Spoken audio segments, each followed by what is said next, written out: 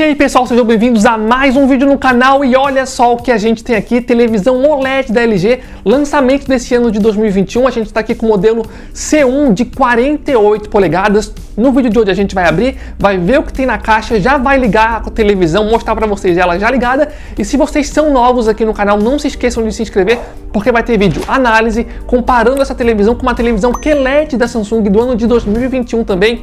Vamos jogar jogos de nova geração, então vai ter bastante conteúdo aqui no canal, então se você é novo, não se esqueça de se inscrever. Vamos dar uma olhadinha na caixa rapidamente, antes aí de abrir, algumas informações que eu acho mais relevante. É uma televisão que tem suporte a G-Sync e FreeSync, que são tecnologias mais para jogos de videogame, para garantir que a imagem vai ficar perfeitinha ali na tela. Tem assistentes virtuais da Google e da Alexa, tem outras informações como vocês podem ver nas imagens. Outras coisas aqui no lado. Pixels que se iluminam, isso dá à televisão aí um preto perfeito, tem contraste infinito, um ótimo contraste, com certeza aí um dos melhores aí do mercado. Experiência de cinema, tem acesso aí a Dolby Vision, Dolby Atmos, HDR10 Pro, tem aplicativos como Netflix, Disney Plus, mas essas coisas eu acho que a maioria já sabe. Experiência gamer, otimizador de games, então promete aí ser uma das melhores experiências para jogos de videogame, especialmente para jogos de nova geração. Enfim, acho que eu já falei demais, estou bem curioso agora para abrir e vocês vão acompanhar a unboxing que a gente vai mostrar aí os takes mais relevantes, daí depois eu volto aí com a televisão já ligada.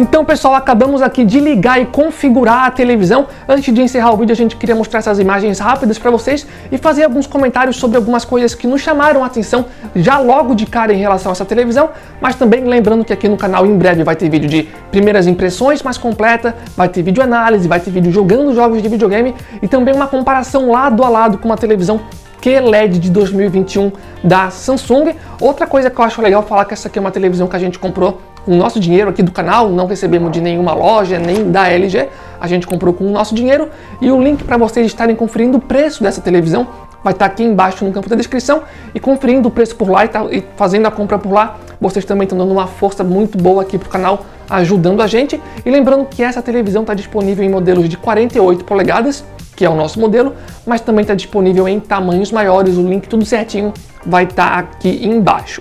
Bem, pessoal, então vamos lá. Duas coisas que logo de cara me chamaram a atenção referente à qualidade dessa televisão.